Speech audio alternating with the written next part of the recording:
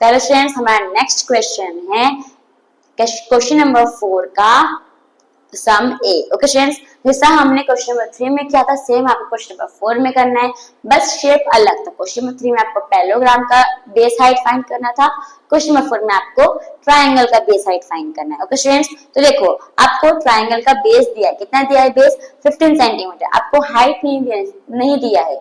इसका मतलब आपको क्या फाइंड करना है, तो हाइट फाइंड करना है। और एरिया ऑफ ट्रायंगल आपको कितना दिया है, तो 87 सेंटीमीटर स्क्वायर दिया है। तो सबसे पहले आपको जो इन्फॉर्मेशन दी है पहले वो लिख लेने का स्टूडेंट्स। तो सॉल्यूशन में बेस यानी कि बी कितना दिया है आपको, तो 15 सेंटीमीटर। आपको हाइट दिया है नहीं दिया है, तो इसका मतलब हाइट आप क्या लोगे, यानी कि क्वेश्चन मार्क लोगे।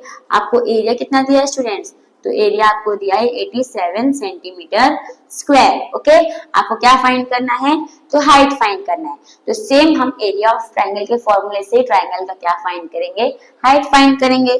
तो एरिया ऑफ ट्रायंगल फॉर्मूला क्या है स्टूडेंट्स, तो half into base into height. आपको एरिया ऑफ ट्रायंगल दिया है, कितना दिया है 15, सॉरी कितना दिया है 87 सेंटीमीटर स्क्वायर। तो यहाँ पे आप क्या लिख लोगे 87 इक्वल्स टू हाफ का हाफ लिखोगे। बेस आपको कितना दिया है 15 दिया है, तो 15 लिख लोगे। इनटू हाइट कितना दिया है, नहीं दिया है, तो इसको आप ऐसे ही लिखोगे। अब देखो 2 कौन से फॉर्म में है, डिवाइड के फॉर्म में। यहाँ पे आएगा तो क्या हो जाएगा मल्टीप्लाई, तो 87 को आप मल्टीप्लाई कर दोगे 2 से। 15 मल्टीप्लाई के फॉर्म में, यहाँ पे आएगा तो क्या हो जाएगा डिवाइड इक्वल्स टू यहाँ पे क्या बच गया आपका हाइट। अब 87 को 2 से मल्टीप्लाई कर दो, तो देखो स्टूडेंट्स 2 7 जा 14, तो 4 आ जाएगा, 1 कैरी, 2 8 जा 16 प्लस 1 17। किसे डिवाइड कर दोगे 150 15 से, यहाँ पे क्या आ जाएगा h। अब 174 को 15 से डिवाइड कर दो, अभी 174 है उसको आप 15 से डिवाइड कर दो, 15 1 जा 15, 17 में से 15 जाएगा तो कितना बचेगा स्टूडेंट्स, तो 7 में से 5 जाएगा तो 2 बच जाएगा और 1 का 1 0, 4 नीचे आ जाएगा, तो 15 अब वापस 15 1 जा 15। अब माइनस करोगे तो कितना आएगा स्टूडेंट्स आपका, यहाँ पे कितना आ जाएगा 14, यहाँ पे कितना आ जाएगा 1, 14 में से 5 जाएगा कितना बचेगा स्टूडेंट्स 9 बचेगा। यहाँ पे 1 1 का 0 पॉइंट, अभी कोई नंबर नहीं है इसका मतलब यहाँ पे क्या लगाओगे पॉइंट लगाओगे, तो यहाँ पे क्या आ जाएगा 0, तो 15 6 जा 90, तो आपका आंसर कितना आया 11.6। तो यहाँ पे आप लिखोगे हमने इसको डिवाइड किया तो हमारा आंसर कितना आया 11.6। ये क्या है आपका हाइट है, तो देयरफॉर जो आपका हाइट है वो कितना आया 11.6 सेंटीमीटर। तब यहाँ पे आप देयरफॉर लिखोगे, तो देयरफॉर क्या लिखोगे, height of triangle is 11.6 centimetre. तो होप स्टूडेंट्स आपको समझ में आया होगा। जैसा हमने पैरेललोग्राम का निकाला वैसे हमने किसका निकाला, ट्रायंगल का निकाला। तो होप आपको समझ में आया होगा। तो अब हम आते हैं हमारे नेक्स्ट क्वेश्चन के ऊपर, क्वेश्चन नंबर 4 का सम बी। अब इसमें हमें क्या करना है, तो देखो आपको हमको ट्रायंगल का बेस नहीं दिया है, हमको ट्रायंगल का क्या दिया है, तो हाइट दिया है। कितना दिया है हाइट, 31.4 मिलीमीटर, और एरिया ऑफ ट्रायंगल भी हमको दिया है, कितना दिया है 1256 मिलीमीटर स्क्वायर। तो आपको सबसे पहले सेम जैसे हमने ए वाला केस आपको बी में भी वैसे आपको बेस डिफाइन करना है। ओके, तो पहले हम लिख लेते हैं हमारा इंफॉर्मेशन। तो बेस दिया है स्टूडेंट्स, नहीं दिया है तो बेस का बी यानी कि क्वेश्चन मार्क। आपको हाइट दिया है, कितना दिया है स्टूडेंट्स हाइट, यानी कि h 31.4 मिलीमीटर। अब क्या पूछा है area of triangle, area of triangle आपको दिया है, तो कितना दिया है एरिया आपको, तो 1256 मिलीमीटर स्क्वायर। अभी सेम हमको जो एरिया ऑफ ट्रायंगल के फॉर्मूले से हम क्या करेंगे, इसका बेस जो है फाइंड करेंगे। तो एरिया ऑफ ट्रायंगल का फॉर्मूला लिख लो। तो एरिया ऑफ ट्रायंगल फॉर्मूला क्या है स्टूडेंट्स, तो half into base into height. Area of triangle आपको दिया है, कितना दिया है, तो 1256, यहाँ पे आप क्या लिख लोगे 1256 इक्वल्स टू हाफ का हाफ लिखोगे। बेस आपको कितना दिया है स्टूडेंट्स, तो बेस आपको दिया है, नहीं दिया है बेस ही तो फाइंड करना है, तो बेस का बी ही लिखोगे।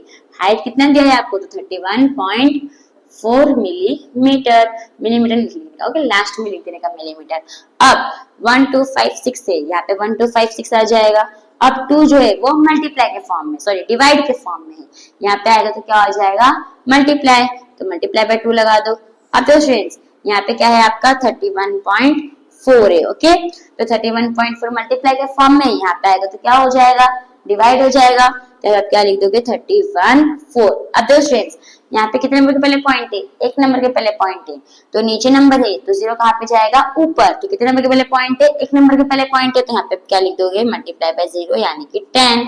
अब यहाँ पे भी लिखोगे तो भी चलता है, यहाँ पे भी लिखो तो भी चलता है, आखिर में मल्टीप्लाई ही करना है उसको, ओके। तो यहाँ पे क्या बचा आपका बेस बचे, तो बेस का बेस लिख दो।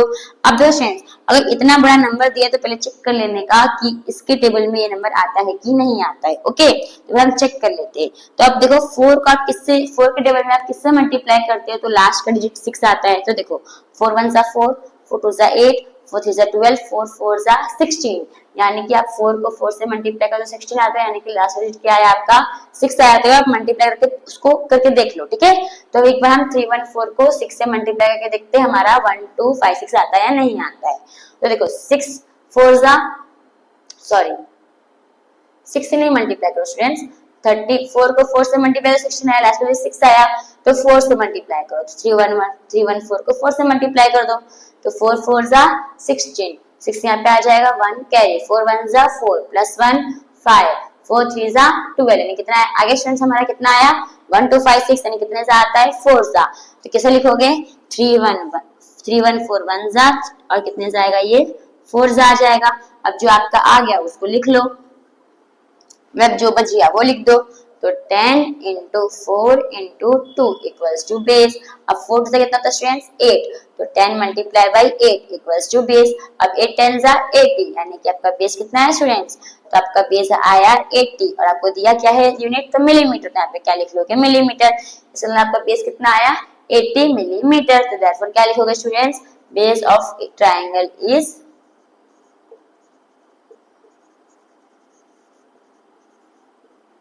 80 मिलीमीटर। तो होप स्टूडेंट्स आपको ये सम समझ में आएगा, बहुत ही सिंपल सम्स है। तो अब हम आते हैं हमारे नेक्स्ट सम के ऊपर, ओके स्टूडेंट्स। तो स्टूडेंट्स हमारा नेक्स्ट सम है क्वेश्चन नंबर 4 का सम सी। इसे हम अब इसे भी हम देखते हैं कि हमें क्या फाइंड करना है, ओके स्टूडेंट्स। तो बेस आपको दिया है, बेस कितना दिया है 22 सेंटीमीटर, हाइट आपको दिया है नहीं दिया है, आपको एरिया दिया है, एरिया ऑफ ट्रायंगल कितना दिया है तो 170.5 सेंटीमीटर स्क्वायर, ओके स्टूडेंट्स। तो अब हमें क्या फाइंड करना है, इसका हाइट फाइंड करना है। सबसे पहले हम क्या करेंगे, इंफॉर्मेशन लिख लेंगे, ओके। तो बेस, बेस हमको दिया है, कितना दिया है बेस, बेस यानी कि बी कितना दिया स्टूडेंट्स 22 सेंटीमीटर। हाइट, हाइट यानी कि h वो कितना दिया है क्वेश्चन, इसका मतलब क्वेश्चन मार्क है, तो आपको फाइंड करना है। तो एरिया, एरिया कितना दिया है आपको, तो एरिया दिया है 170.5 सेंटीमीटर स्क्वायर। सबसे पहले हम क्या लिखेंगे, एरिया ऑफ ट्रायंगल का फॉर्मूला। तो एरिया ऑफ ट्रायंगल फॉर्मूला क्या है स्टूडेंट्स, तो half into base into height.